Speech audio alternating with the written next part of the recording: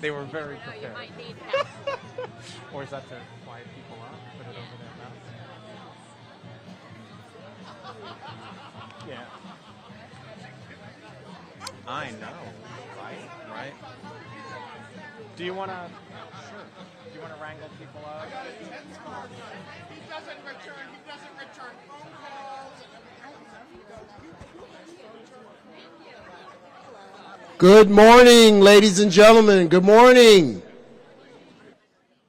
Why don't we all grab seats or standing places, and we'll get started in a moment.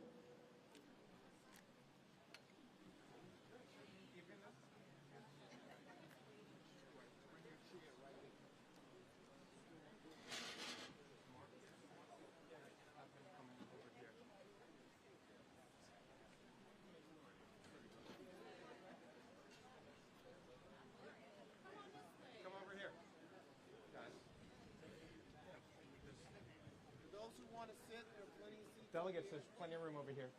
Yep. Okay.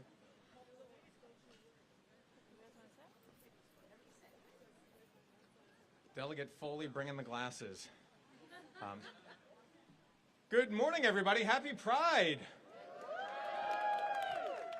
It is a glorious morning here in Rockville and Montgomery County to kick off the 6th annual Pride celebration with the raising of the progress flag. And it is wonderful to be surrounded by all of you, to be here to recommit ourselves to the beautiful diversity that calls Montgomery County home.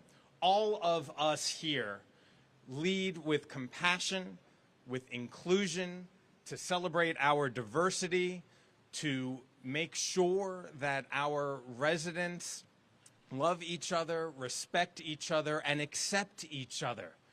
That is what Pride is all about. That is what Montgomery County is all about, and that is the work that all of us have been doing, be it at the County Council, the County Executive Building, or at the General Assembly in Annapolis, and all the other levels of government throughout our community. And while we proudly celebrate Pride today and throughout the month of June, we know that not every resident of the United States, not every resident in the general area faces the same celebratory and welcoming community that we have here.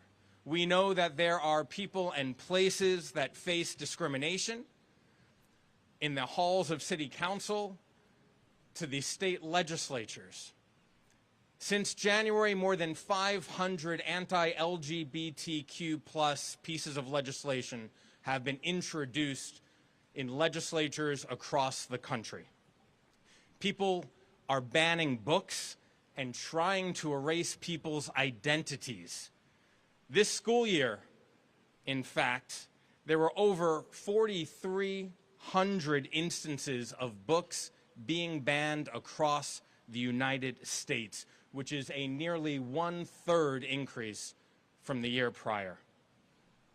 We know that the weaponization of public policy has driven extremists, increased hate and violence, all at the expense of our most marginalized communities.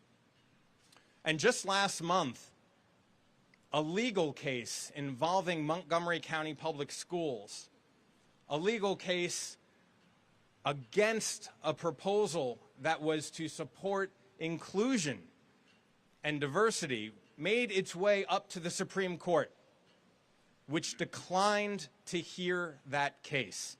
And I will add, it was probably the wisest decision that the Supreme Court has made recently.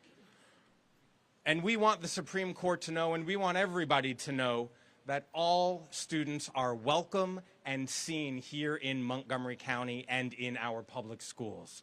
And now, more than ever, we want everyone to know that all of us in local government and state government have your backs.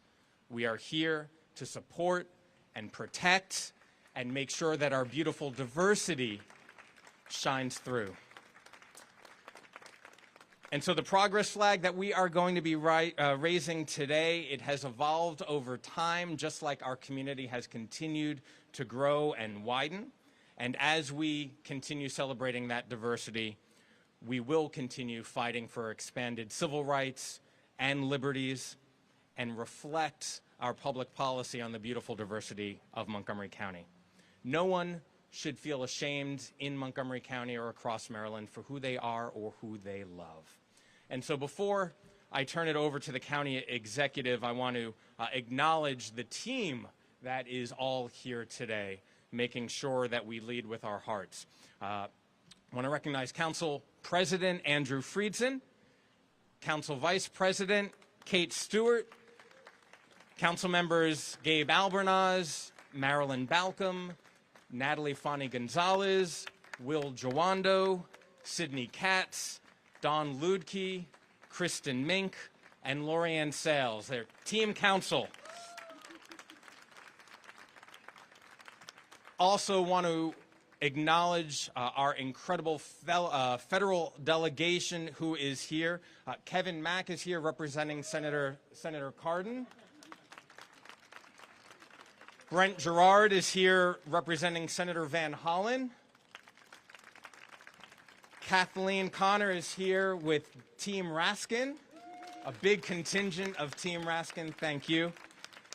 And I believe Trinity Jones is here from Congressman Trone's office as well. We also have Team Annapolis who is here. Want to acknowledge Delegate Lorig Charkoudian, Delegate Linda Foley, Delegate David Frazier Hidalgo, all the way from Frederick County, Delegate Chris Fair. Where are you? You're over there. And Delegate Jared Solomon. We also have Sheriff Max Wee here. Thank you very much, Sheriff. A number of advocates are here, too many to name, but we can't do this work without you, whether you are with the Pride Center, you're a member of our faith community, or you're an activist within our schools. We thank you for the work that you're doing. And now I'd like to turn it over to the County Executive, Mark Elridge.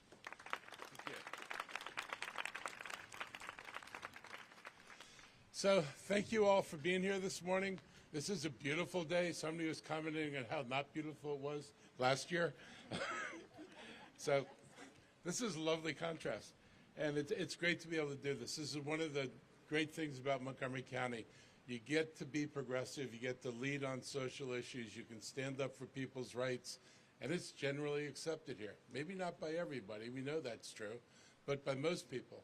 And because most people accept it, and it's something that we come to expect, it makes it much harder for people to push back against it. You're not working in a vacuum here. You're working in an environment where most people have a positive view of the kind of work that this council's done, that the state's done, and why we're doing this work.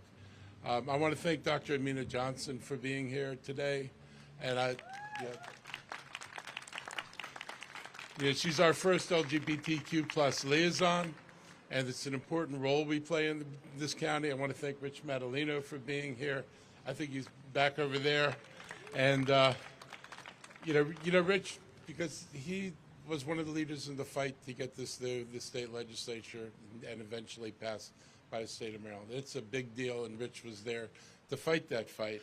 And a tribute to what you can do in Maryland, he could do that and be elected and be a leader in a state that accepts that that's a perfectly normal thing for a person to do, any person to do. So it's, we've got history in this county. I was on a 1983 council in Tacoma Park that passed the first domestic partnership law. Because we didn't have the authority to legalize marriage, but there were this idea of domestic partnerships, and we had residents in our city who could not visit people in a hospital because their parents, their partner's parent might say, he's not part of the family. He may be a boyfriend or whatever, but he's not part of the family, and only family members to come in. And so we created domestic partnership so couples could register their partnership, and the hospitals could no longer keep them from visiting their loved ones when their loved ones were in a hospital. And Even in 1983, that happened with relatively little noise. And that was Tacoma Park. I'd say there are good things about Tacoma Park, and that's one of the really good things about Tacoma Park. It was an environment of acceptance. These collective efforts that everybody's done are really important. They help ensure that this community is welcome, they're part of us, and that they're safe here. And we make them as safe as we possibly can. We are aggressive about responding to incidents of hate and violence. We understand that, safety and security don't mean anything if the police aren't going to back that up and be present for that. So that's important to us. We've organized, the Pride.org launch. You've got your Pride initiative where your stores have these little stickers they're putting on to let people know they're welcome to come into the store. Those are little things, but they're little things that matter. And I'm really happy to live in a county where we're able to do this stuff. So today we're going to raise the Pride flag again. I'm really glad that we're able to do this with this kind of assembled group. And it's something the county will be putting up on its website and letting people know we're doing this. I still get strange emails from people who don't understand why I'm not following some scriptural reference dating back 5,000 years ago. We live in the present. And our acceptance and understanding of human beings is a lot different now than it was in the past. And we need to tie ourselves to the present, walking into the future, not dragging ourselves back into some earlier, more primitive form of human life. So I like where we stand. I like where we're going. I'm glad to be a part of a group of people who have the same intention. So thank you all very much.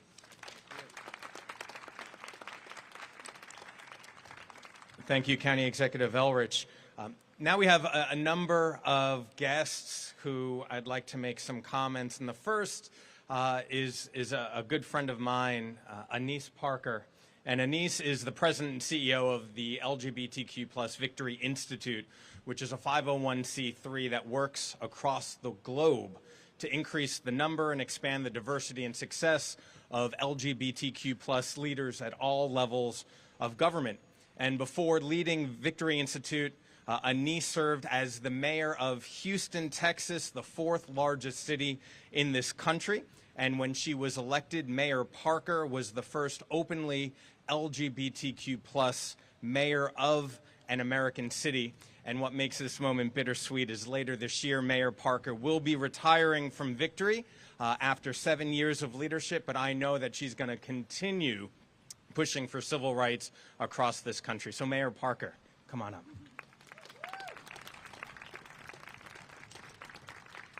Thank you, Council Member. And I have to say, I wasn't the first LGBT mayor of any city here in the United States, but of a really big one. Of a real, certainly of a top 10 U.S. city. And I was in office for 18 years in Houston. I'm really happy to be here. First and foremost, let me wish everyone a happy Pride Month.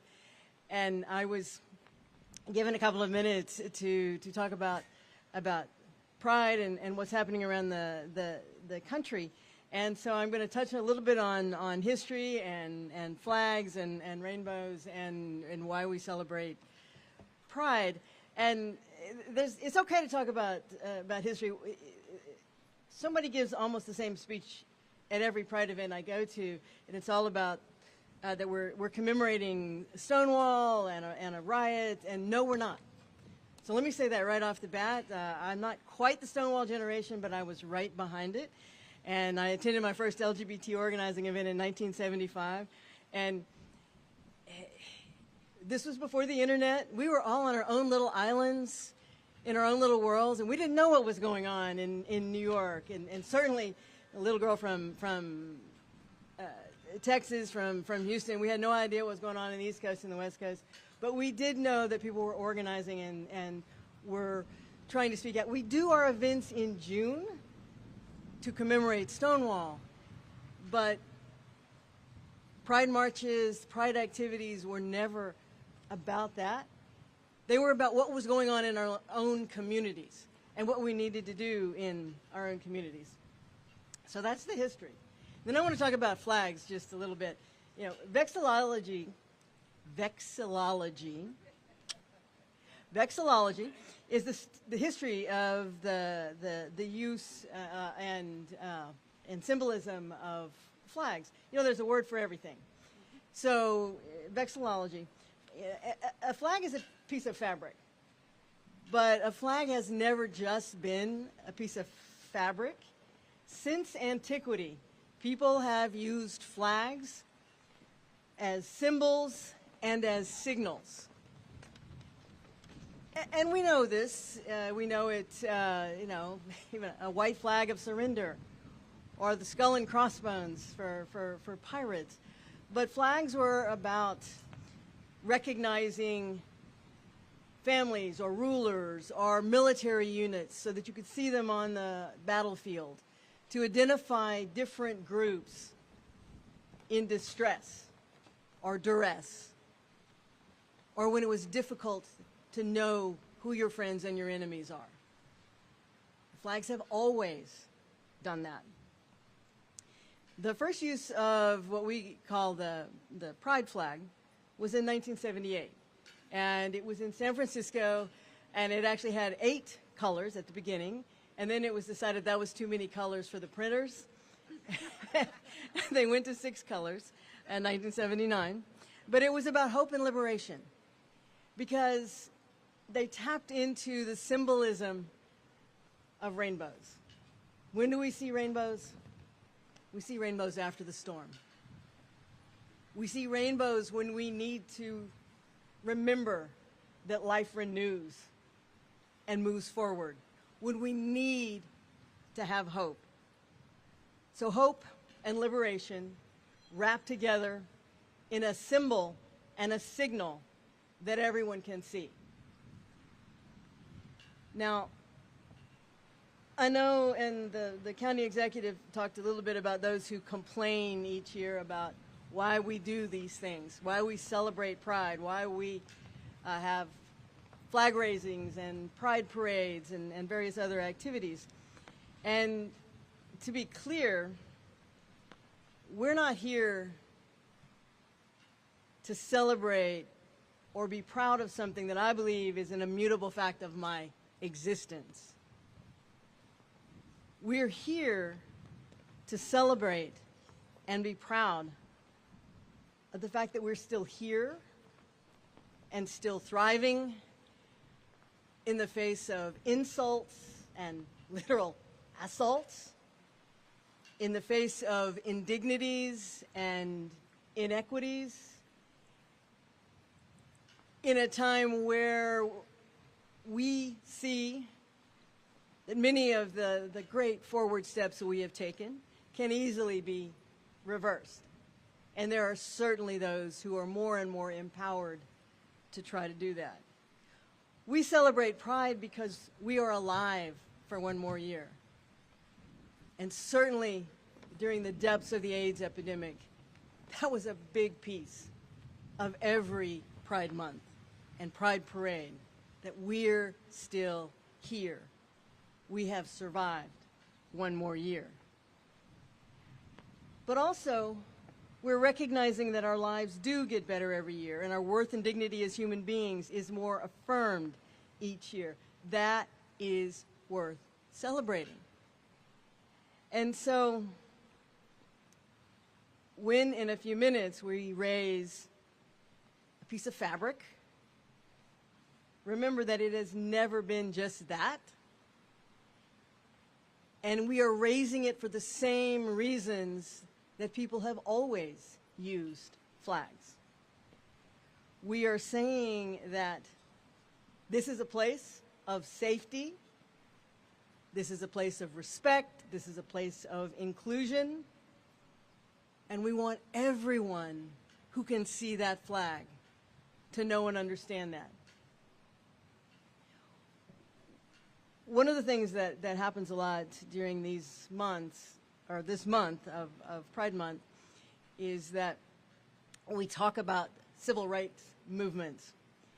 And there's often the quote from the Reverend Dr. Martin Luther King Jr. about the arc of the moral universe is long, but it bends towards justice. And I struggle with that because I think a lot of people use that quote as if it's magical, as if that is a natural way that the world works, that is moving ever toward a more progressive, inclusive future. No, that is not how it works. The arc of the moral universe bends towards justice because generation after generation after generation have placed their hands together and moved it into place. And each time one of us falters, someone else has to step up and put their hand out, one on top of the other, one after another, and move it into place. So we hope that everyone who sees the flag that will be raised today is willing to step up, place their hand together, and move all of our world, the arc of the moral universe, into a more just, welcoming, and open place for every one of our citizens. Thank you very much. Thank you, Mayor Parker, for raising your hand and dedicating yourself to civil rights across the country and across the globe. From national and international advocacy, I want to bring it back a little closer to home and invite up Reverend Ali Casey Bell to provide some comments. Reverend Bell serves as the Minister of Congregational Life and Engagement at Cedar Lane Unitarian Universalist in Bethesda. And Reverend Bell is committed to social justice, participating as a member of the Montgomery County Anti-Hate Task Force, and also chairing the Maryland Coalition of Inclusive Schools and Community. Reverend Bell, where are you?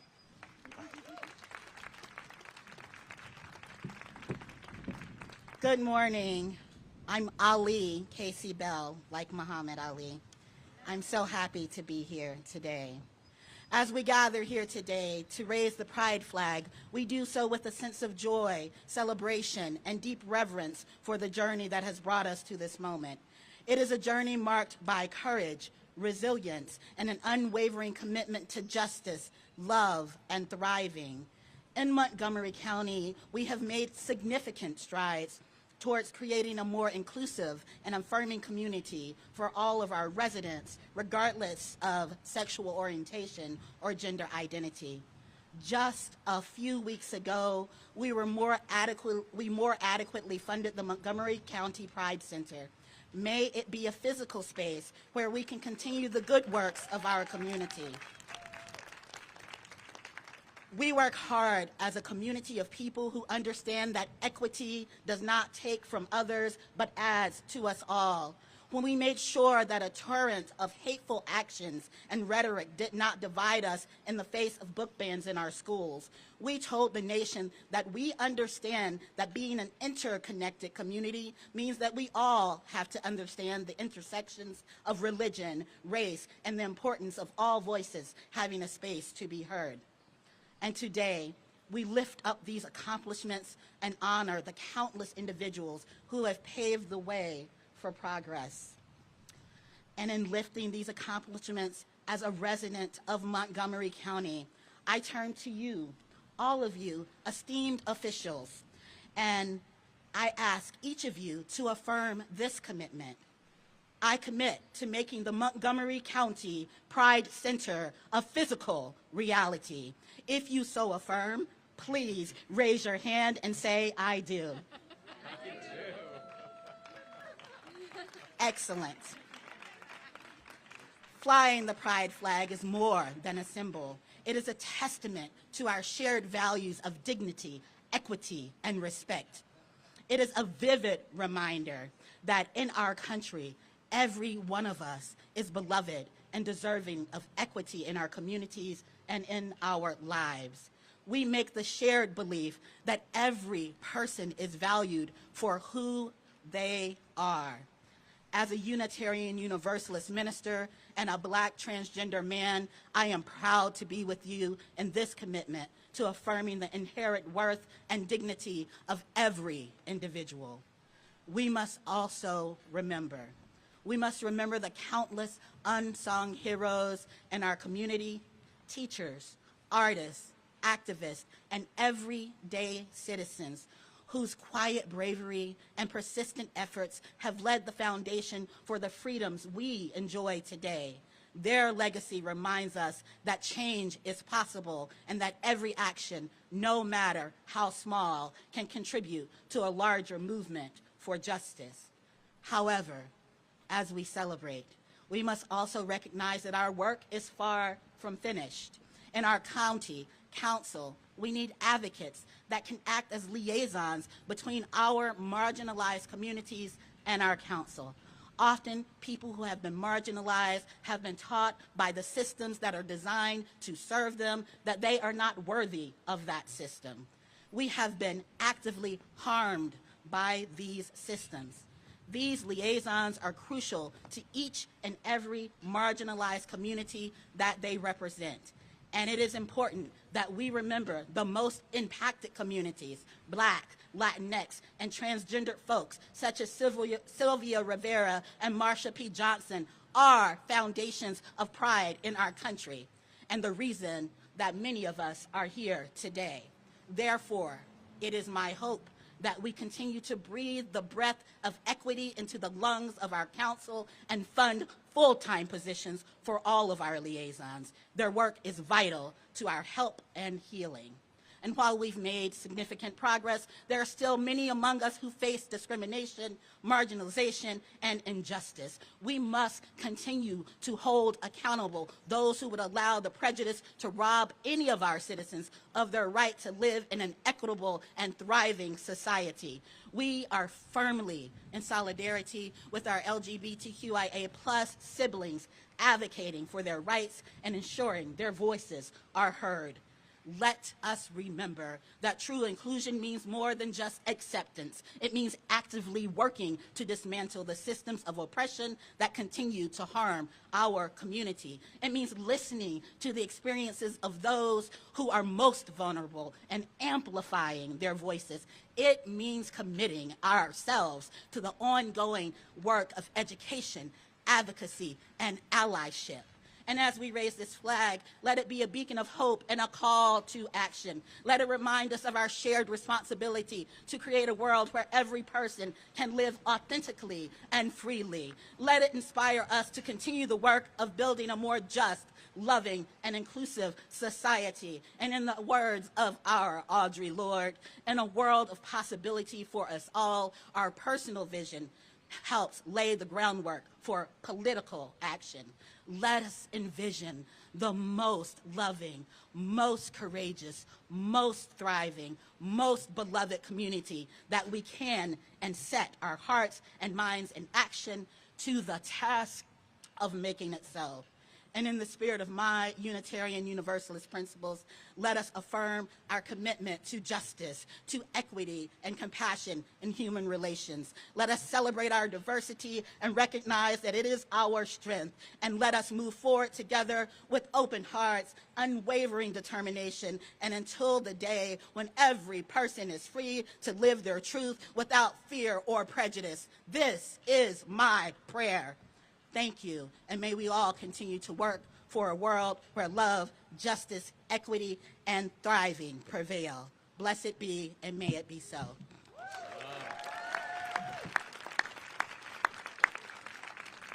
Amen. I think I know where I'm going to be Sunday morning.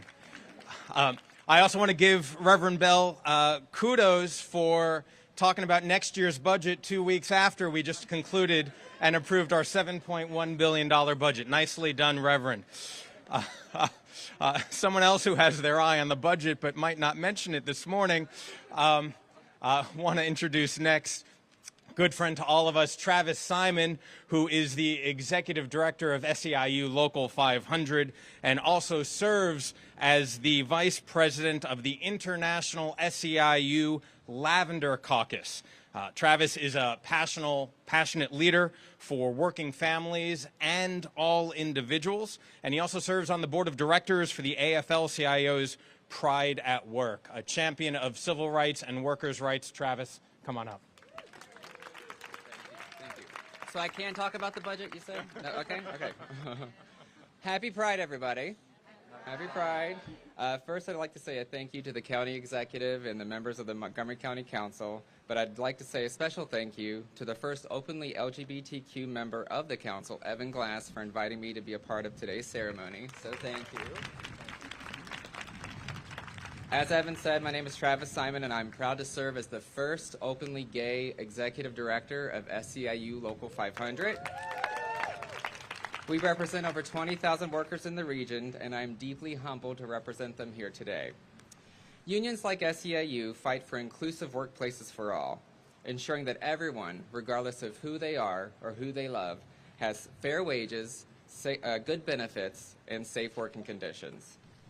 Pride Month is a time to celebrate, but it is also a reminder that the struggle for equality, justice, and liberation must continue. While we have come a long way as a movement, discrimination and prejudice continue in many workplaces and in our community. And I would not be doing my job here today if I didn't remind folks that one of the best protections for LGBTQIA+ workers is having a strong union contract. Join me in pushing for a future where everyone can be proud of who they are, who they love, and where they work. Be you and be proud. Thank you very much.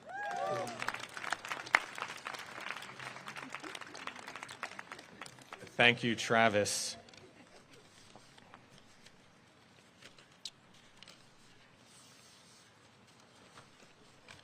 And with that, who's ready to raise the flag? Again, thank you to everybody here in Rockville and everybody across the state of Maryland who continue supporting all members of our community, making sure everybody can continue living their lives as their true selves and love whom they want. And also want to give it up to my staff, led by Valeria Carranza and the entire team, for continuing 6 years of Pride. It has gotten easier. It continues getting better. And now let's raise the flag.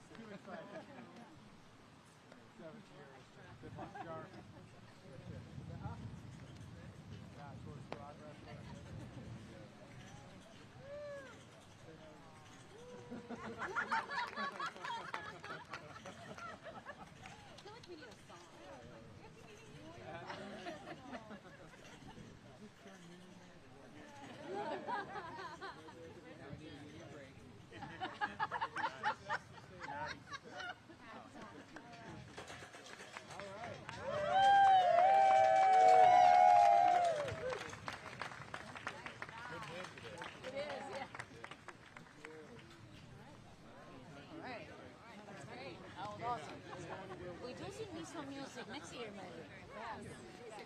Yeah. What song are we all listening to? are you? Good, how are you? Good. You need to follow up on a lot of stuff. Yeah, I had a conversation with the planning team at the Jewish Mill BRT open house. I was there too. I miss you. I was gonna say I got there. I think they said you had been there, so I think I got there a little bit later. I think all the people in But I had an interesting conversation. Do they? Okay. How to put we got on taking the pedestrian safety stuff before that theoretically I don't. should be getting there. You move it. Yeah. Yep.